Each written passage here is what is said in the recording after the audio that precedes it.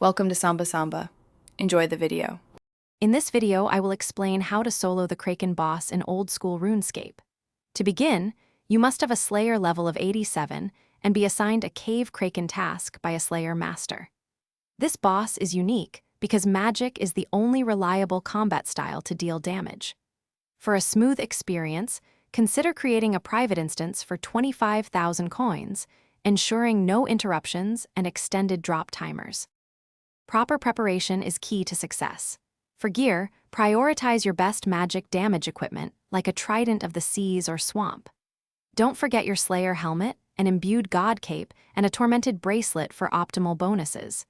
In your inventory, bring fishing explosives to instantly awaken the Kraken.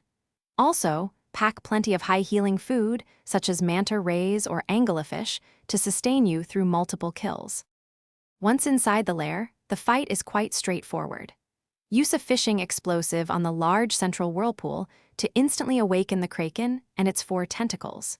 Your primary focus should be the main Kraken boss. Ignore the enormous tentacles, as they have high health and deal minimal damage. Remember to turn off auto-retaliate to avoid wasting runes on the tentacles once the Kraken itself is defeated. To maximize your efficiency, always keep your health above 45 hit points, as the Kraken can occasionally hit hard. While protection prayers are ineffective, offensive magic prayers like augury can boost your damage.